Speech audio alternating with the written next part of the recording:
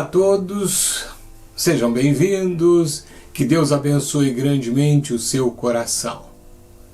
Bem, preste atenção em tudo aquilo que será dito aqui hoje, porque certamente isso será de grande valor para a sua vida espiritual. Quando alguém ouve a palavra de Deus e abre seu coração para que Cristo entre ali e seja o seu Salvador e Senhor, não significa que essa pessoa não terá problemas. Aliás, tal pessoa se tornou o inimigo do inferno e os demônios apontarão todas as suas baterias de ataque contra aquele que se entregou a Jesus. A boa notícia é que o Senhor promete estar com os seus em todo o tempo.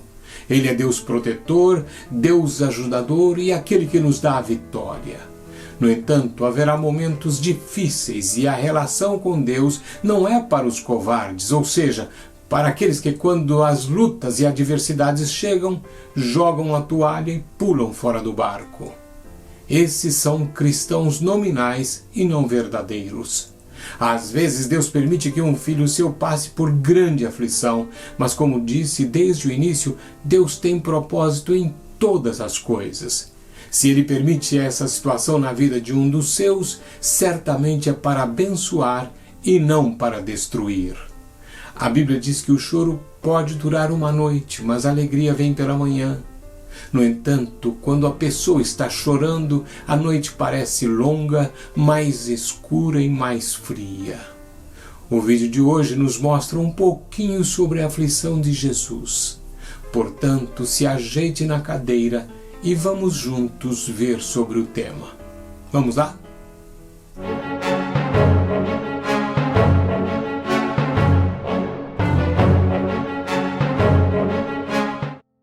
No vídeo anterior comentei sobre o termo arameu Abba e como Paulo usou.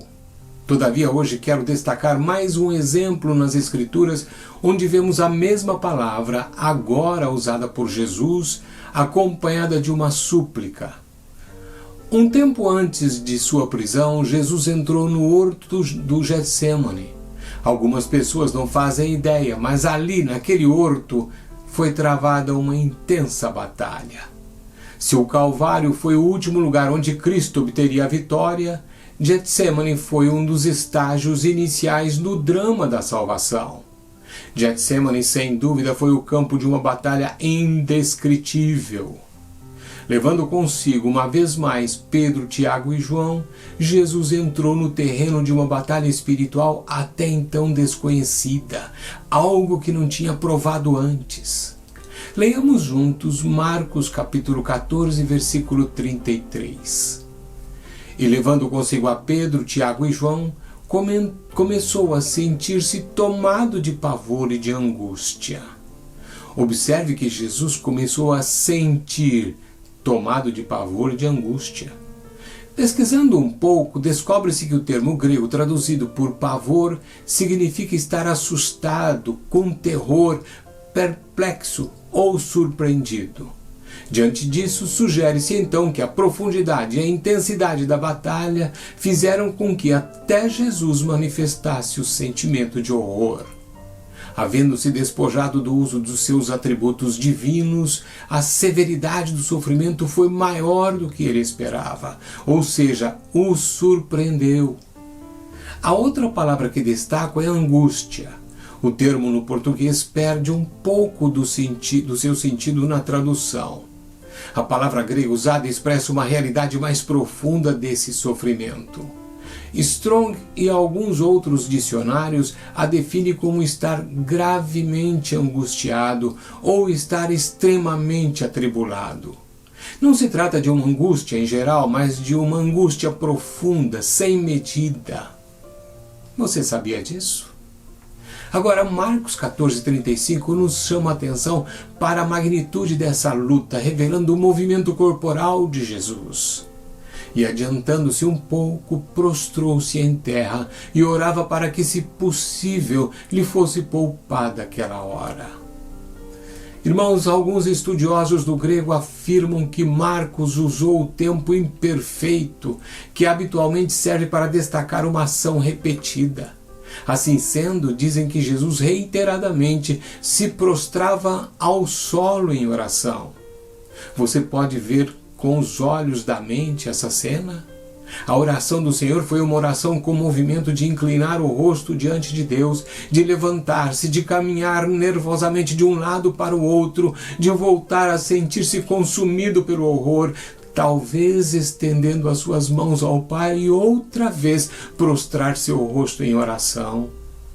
Uma oração repetida, incessante, uma oração ativa em um campo de batalha ativo. Mateus também revela a situação e a oração de Jesus, mas não revelou sua duração, o que pode ter demorado horas.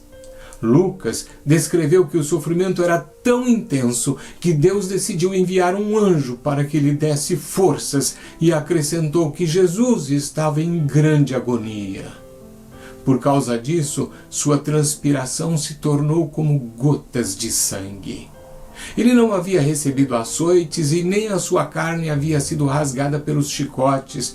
Todavia, a intensidade da agonia e da angústia provenientes da luta que havia em seu interior lhe causaram dano físico.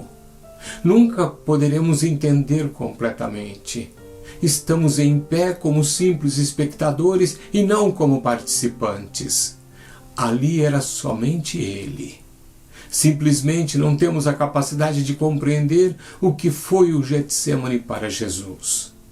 Agora, Marcos capítulo 14, versículo 36, revela uma verdade extraordinária. Vejamos.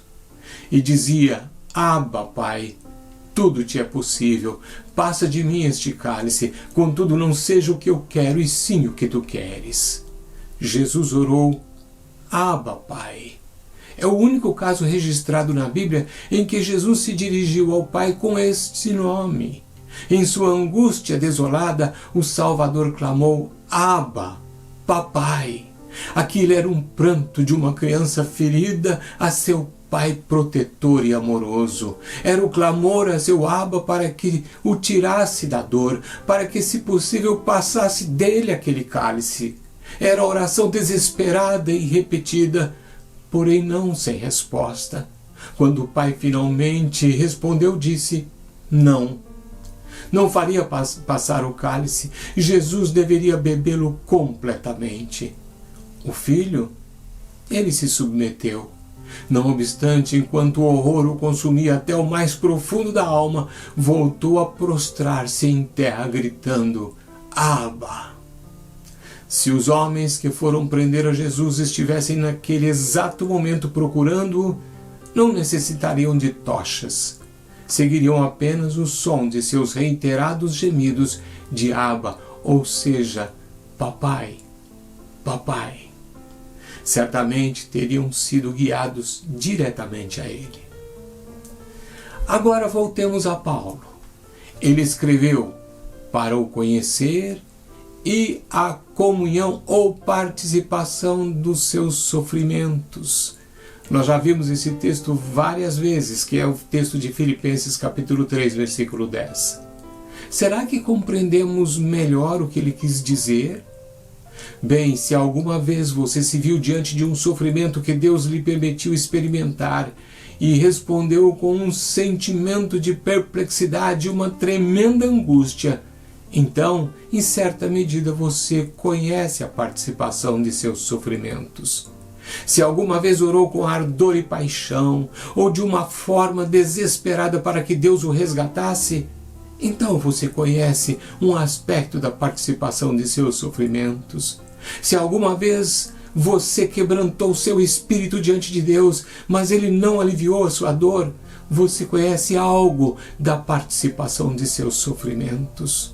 Se a resposta que você obtém de Deus é qualquer outra coisa menos a que deseja, e mesmo assim se mantém em sujeição à sua vontade, ainda que isso todavia signifique mais dor, então você conhece a participação de seus sofrimentos. O ponto em destaque não é que ele conhece a nossa dor, mas que nós conhecemos um pouco da sua. Se assim for, o nosso conhecimento de Cristo não se dará através de estudos, mas por experiência. Como consequência, portanto, nós nos conformaremos mais e mais à sua própria imagem. Conclusão, irmãos. A palavra grega koinonia, geralmente traduzida por comunhão, também significa participação, associação. Será que você conhece koinonia simplesmente por ir à igreja e estar com os irmãos? Este vídeo mostrou outra porta para a koinonia. Se você entrar por ela, certamente você não será um visitante, mas um membro eterno. Lá encontrará Jesus, Paulo e uma longa lista de cristãos fiéis que conhecem o poder da ressurreição e a participação dos seus sofrimentos. Que o Senhor te abençoe e ministre ao teu coração enquanto esperamos pelo próximo Simplificando. Até lá, se Deus assim o permitir.